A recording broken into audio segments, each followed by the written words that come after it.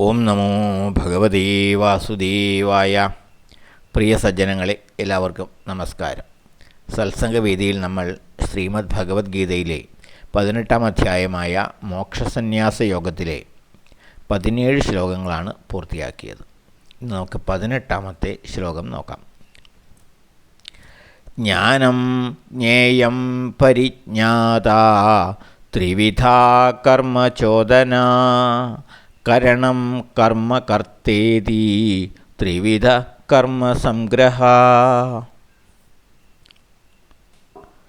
ജ്ഞാനം അഥവാ അറിവ്, ജ്ഞേയം അറിയേണ്ട വസ്തു, അറിയേണ്ട വിഷയം, അറിയേണ്ടത്, പരിജ്ഞാത അറിയുന്നവൻ, ത്രിവിധ ഈ മൂന്നുമാണ് കർമ്മചോദനാഹ കർമ്മപ്രേരണകൾ എന്ന് പറയുന്നത്.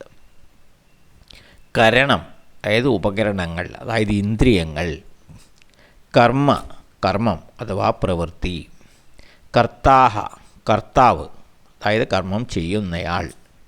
ഇതി ത്രിവിധ ഈ മൂന്ന് വിധമാണ് കർമ്മസംഗ്രഹങ്ങൾ അഥവാ കർമ്മ ആശ്രയങ്ങൾ എന്ന് പറയുന്നത്. അറിവ്, അറിയേണ്ട വിഷയം, അറിയുന്ന വ്യക്തി, ഈ മൂന്നുമാണ് കർമ്മ പ്രേരണകൾ എന്ന് പറയുന്നത്.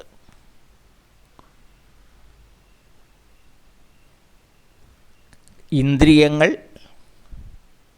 അതായത് പ്രവൃത്തി ചെയ്യുന്ന ഉപകരണങ്ങൾ, ഇന്ദ്രിയങ്ങൾ,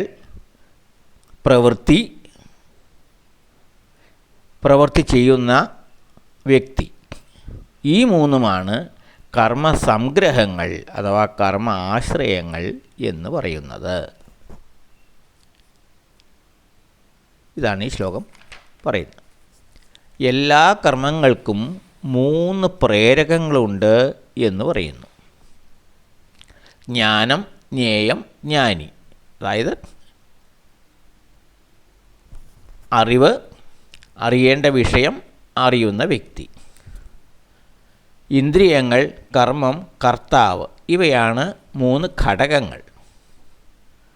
ഇന്ദ്രിയങ്ങൾ എന്ന് പറയുമ്പോൾ കർമ്മം ചെയ്യുന്ന ഉപകരണങ്ങൾ, പിന്നെ ആ ചെയ്യപ്പെടുന്ന കർമ്മം, മൂന്നാമത്തത് കർമ്മം ചെയ്യുന്ന വ്യക്തി, കർത്താവ്. ഇവയാണ് 3 ഘടകങ്ങൾ. അപ്പോൾ 3 പ്രേരകങ്ങളും 3 ഘടകങ്ങളും. മനുഷ്യൻ്റെ ഏതൊരു പ്രവൃത്തിക്കും ഈ പ്രേരകങ്ങളും ഘടകങ്ങളും ആവശ്യമാണ്.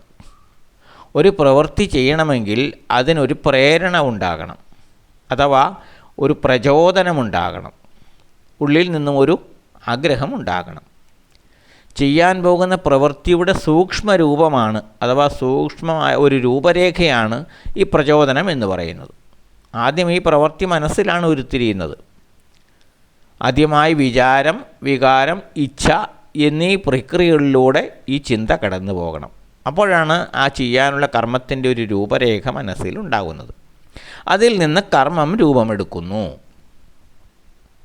ആ കർമ്മം ചെയ്യുവാൻ കർത്താവും അതായത് ചെയ്യുന്ന വ്യക്തി പ്രചോദനവും ഉള്ളപ്പോൾ മനസ്സുൾപ്പെടെയുള്ള ഇന്ദ്രിയങ്ങളുടെ സഹായത്തോടെ യഥാർത്ഥ കർമ്മം രൂപം കൊള്ളുന്നു.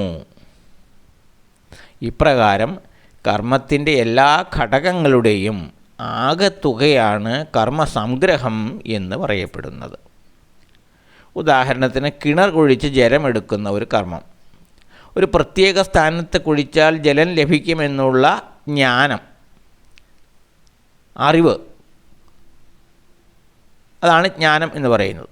കർമ്മം പൂർത്തീകരിക്കുമ്പോൾ ലഭിക്കുന്ന ജലമെന്ന വസ്തു, അതാണ് ജ്ഞേയം. ഈ കാര്യം അറിയുന്ന വ്യക്തി, ഇങ്ങനെ ഇവിടെ കുഴിച്ചാൽ ജലം ലഭിക്കുമെന്ന് അറിയുന്ന ആ വ്യക്തി, അതാണ് ജ്ഞാനി. ഇവയാണ് ഈ കർമ്മത്തിൻ്റെ പ്രേരകങ്ങളായി ഭവിക്കുന്നത്. ഒന്ന്, ഇന്ന സ്ഥലത്ത് കുഴിച്ചാൽ ജലം ലഭിക്കുമെന്നുള്ള ജ്ഞാനം. മറ്റൊന്ന്, അങ്ങനെ അവിടെ കുഴിച്ചു കഴിയുമ്പോൾ ലഭിക്കുന്ന ജലം, അതാണ് ജ്ഞേയം, ലഭിക്കേണ്ട വസ്തു, അറിയേണ്ട വസ്തു. ഈ കാര്യത്തെ അറിയുന്ന വ്യക്തി, അതായത് ജ്ഞാനി. ഇതാണ് പ്രേരകങ്ങൾ. ഇനി കർമ്മം ചെയ്യുവാനുള്ള ഉപകരണങ്ങൾ, കിണർ കുഴിക്കുവാനുള്ള ഉപകരണങ്ങൾ, അവ ഉപയോഗിച്ച് ചെയ്യുന്ന കുഴിക്കൽ എന്ന കർമ്മം,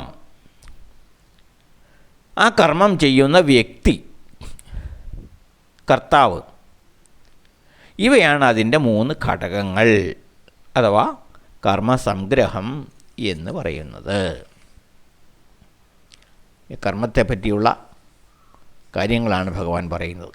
അപ്പോൾ ഓരോ കർമ്മത്തിനും 3 ചോദനകളും, അതായത് പ്രചോദനങ്ങളും അഥവാ പ്രേരകങ്ങളും 3 ഘടകങ്ങളും ഉണ്ട് എന്നാണ് ഈ ശ്ലോകത്തിലൂടെ ഭഗവാൻ പറയുന്നത്. അടുത്ത ശ്ലോകം നമുക്ക് അടുത്ത ദിവസം നോക്കാം. എല്ലാവർക്കും നന്ദി, നമസ്കാരം. ഓം നമോ ഭഗവതേ വാസുദേവായ.